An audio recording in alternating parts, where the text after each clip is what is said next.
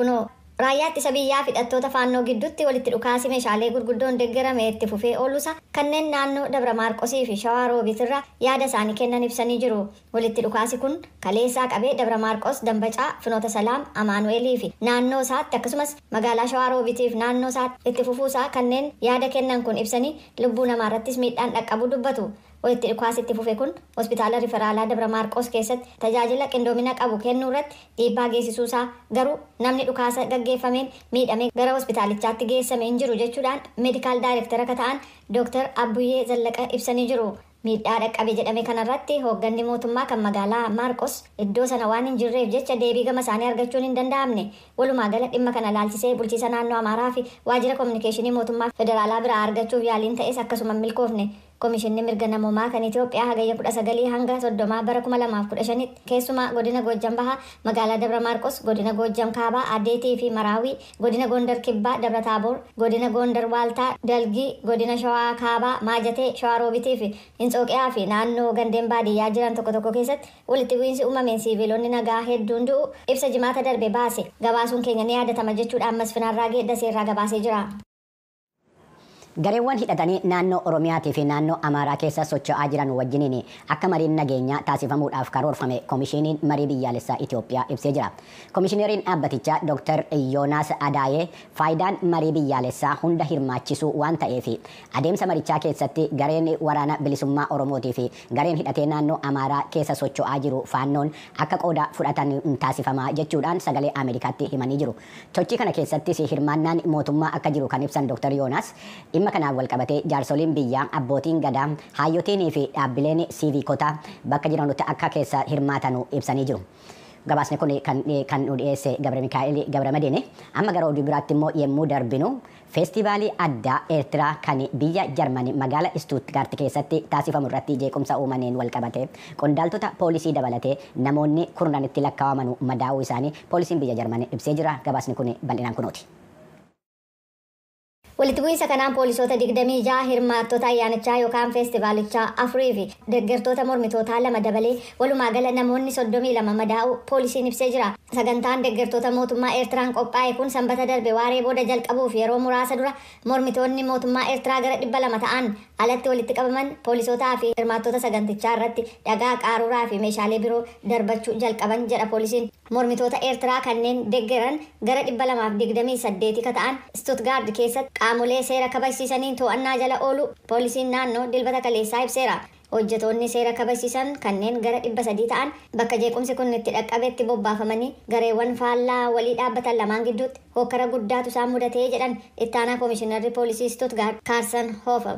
Mormii isaanii iddoo biraatti akka gaggeessaniif kan aangawoonni murteessan dhaquu diduudhaan morkachuu isaanii poolisoonni ibsaniiru. Zimbabwee keessatti filannoo waliigalaa erga taasifame ji'a tokko yeroo hunguunne keessatti mormitoota hidhaman irratti reebichii fi dararaan raawwachaa jira jechuudhaan himannaan dhiyaatee jira. Oduun kunis kunooti.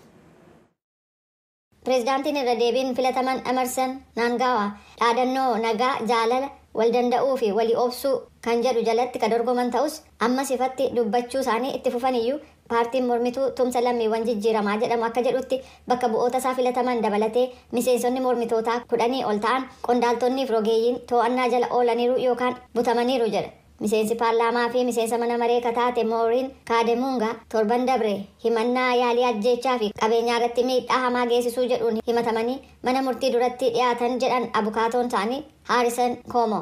Waraqaa ilaalanii ragaan ga'aan isaan dhiyeessan tokkollee akka hin jirre murteessan kanaafis gadhiifamuu qabdi jedhamee murtoorra ga'ameera jedhan. Miseensi mana maree naannoo haaraa ka paartii mormituu guddichaa isaa fi firrisaa osoo konkolaataan deemaa jiranii namoota eenyummaan isaanii hin beekamneen haleelamuudhaan konkolaataa keessaa baafamanii qawwee elektiriikii nama adoochu itti dhukaafame sana booda harki hidhamee konkolaataan fudhataman jedhu abukaatoon waa'ee mirga namoomaa Daaglaas Kooltiraat. Gareen mirga namoomaa waa'ee Zimbabwee keessatti ta'aa kun haaraa akka hin taane kan galmeessan ta'us pireezidaantiin haaraa fi paartiin isaanii himannaa dhiyaate irra deebiin haalaa jiru. Yaa'iin waliigalaa tokkummaa mootummoota gamtoomanii torban kana Niiwoork keessatti hooggantoota addunyaa walitti fidu walgahii har'a taasisuun kaayyoo misooma addunyaa guutuu galmaan ga'uudhaa fi tattaaffii saffinaan taasifamuu qaban irratti akka xiyyeeffatu ibsamee jira. Oduun kunis kunooti.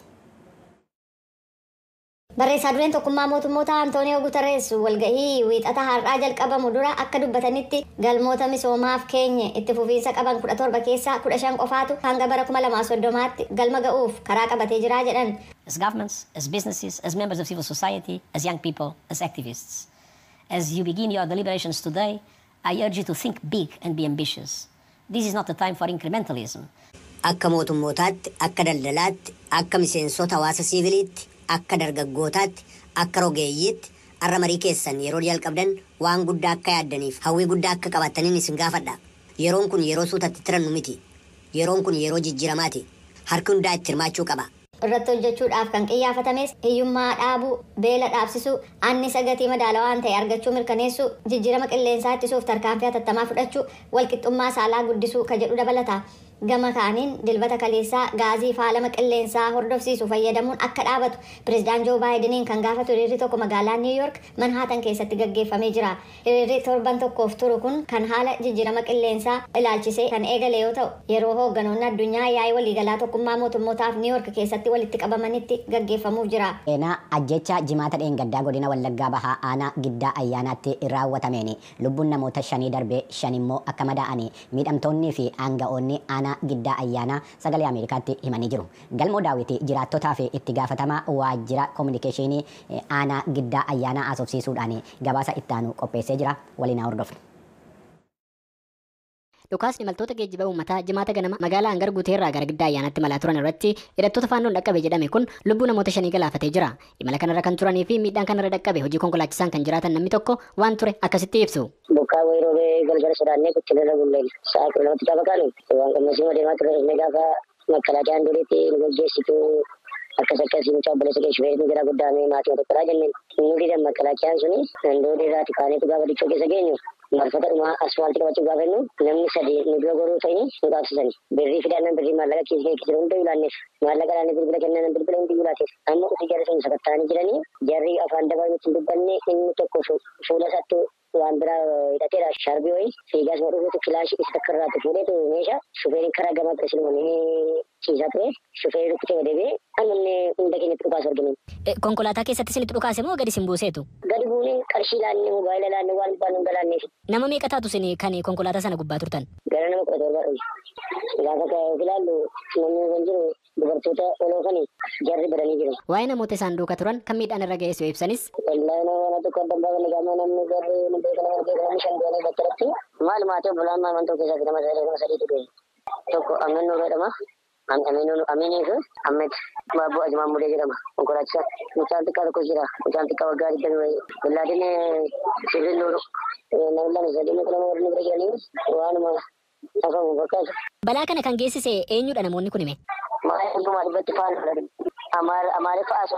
Hidhattoonni sadeen kun erga dhukaasanii namni kaan du'u arganii booda bakkichumatti nu dhiisanii deemnaan kan nu keessaa miliqanii turan namni tokko konkolaataadhaan gara Giddaatti nu fidanii jedhu. Namni miidhamtoota kana konkolaataadhaan gara hospitaala Giddaa Ayyaanaatti fidee jedhame kan maqaan isaanii akka heeramu hin feene tokko VOF yoo dubbatan warri balaa geessise kuni jalqaba dubartootaa fi daa'immaniin deemaa jedhee warra hafetti dhukaasu aansee jedhu. Dhukaasa imaltoota irratti baname kanaan kan madaa'an namoonni kun amma kana hospitaala Giddaa Ayyaanaatti yaala fudhataa jiru. Hojjetaan hospitaala Giddaa Ayyaanaa kan maqaan isaanii akka heeramu hin feene takka waa'ee namoota miidhaman kanaa akkas jedhu. Kan amma emergency kutaa emergencytti baay'ee keessatti dhiiguudhaan yaalamaa jiran immoo nama 5tu yaalamaa jira. Hospitaala keessa kan ga'e reeffa nama 5. Namoonni 5 kun namoota akkamiiti? Fakkeenyaaf amma Tolaa kan jedhamu abbaa qabeenyaati magaalaa Giddarraa magaalaa Naqamteetti galee kan inni dhaame asiin morma bitaatiin dhaame morma mirgaatiin ba'ee qoma isaarra dhaame karaa dudduubaatiin ba'ee kan du'an keessa.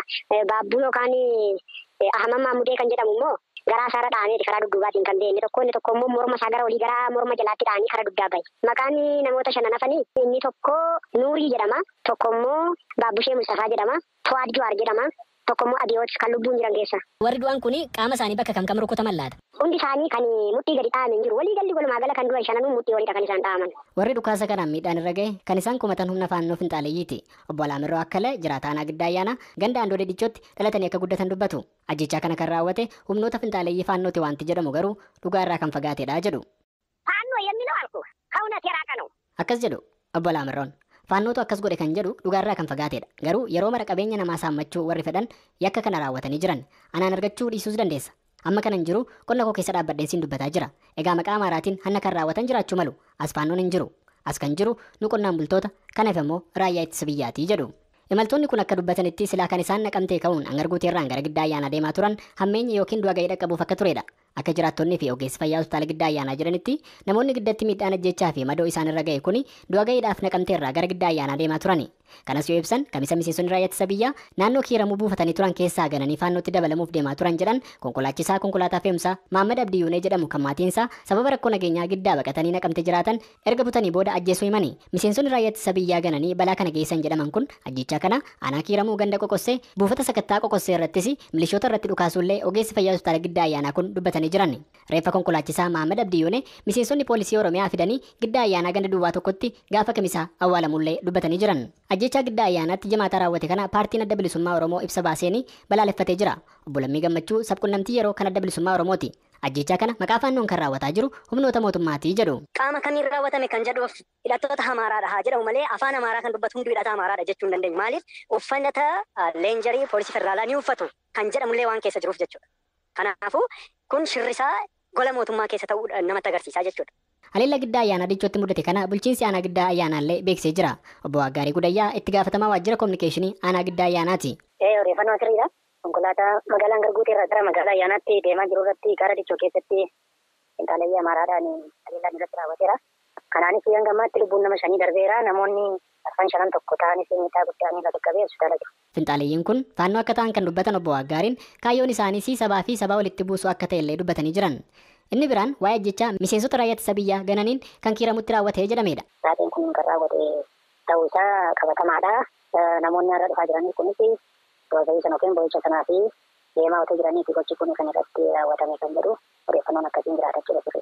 Uummannis miira keessa galee ganamaarraa xiqqoo gaaffii adda addaa dhiyeessee raayyaa ittisa biyyaatiifis bulchiinsa naannoo kana jiruufis isaanis isaan keessaa miliqanii yookaan immoo raayyummaa isaanii gananii deemaa osoo jiranii gocha kana kan raawwatan ta'uu isaanii raayyaamtuu haasaa taasiseera yookaan amaneera jechuudha. Koomishiniin mirgoota namoomaas ajjechaa giddaa ayyaanaa akka qorataa jiru kan hime yoo ta'u, koomishinichatti hoogganaa waajjira damee Jimmaa obbo Badhaasaa Lammeessaa haleellawwan hidhattootaan naannolee daangaa godinaalee Oromiyaa naannoo Amaaraa daangessan irratti raawwatamaa jiru gabaasni akka walitti qabamaa jirullee ifoomsanii jiran. Ammayyuu biyyattii keessatti yakki waraanaa yakki farra namoomaa raawwachaa jiraachuu isaatii fi nageenyi biyyattii haala gaafachiisaa keessa akka ta'e jira jechuudhaan dhimma Itoophiyaa irratti kan hojjetu gareen ogeessotaa koomishinii mirga namoomaa har'a ibsa baaseen beeksisee jira. Mituqquu Fiqaaduu gabaasa Associated Pressiin qophaa'e akka itti aanutti qindeessee jira. Waliin caqasnu.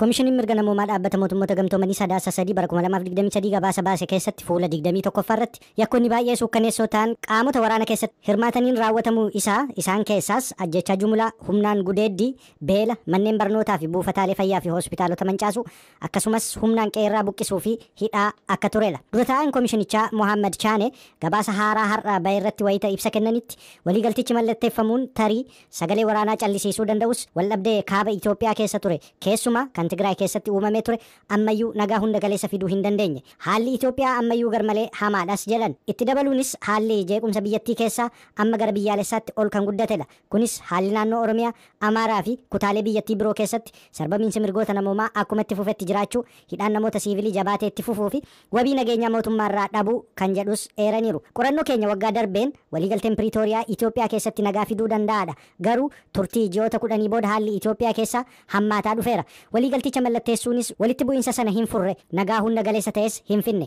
Itoophiyaa keessatti wal dhabdeen jiru amma gara sadarkaa biyyaalessaatti ol guddatee kan jiru yommuu ta'us sarbamiinsi naannoo Oromiyaa, Tigraay akkasumas naannoo Amaaraa keessatti dabalaa dhufeera.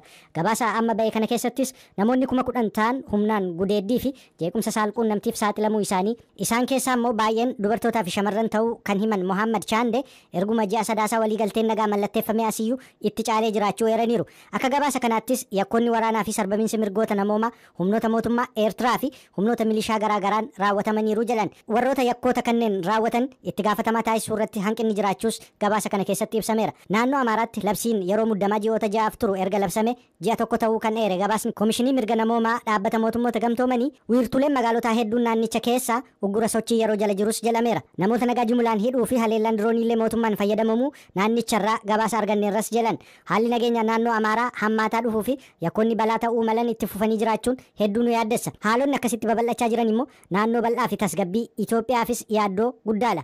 Kunis kan dubartoonni, daa'immanii fi namoonni gurguddoon miiliyoonotaan lakkaa'aman mana keenya jedhanii keessa jiraataniif rakkoo kan jedhan dura ta'an Komishinii Mirga Namooma Dhaabbata Mootummoota Gamtoomanii Mohaammed Chaande hordoffii fi qorannoon qaama walaba ta'ee fi kan itti fufiinsa qabu jiraachuun barbaachisummaan isaa gaarii ta'as jedhaniiru.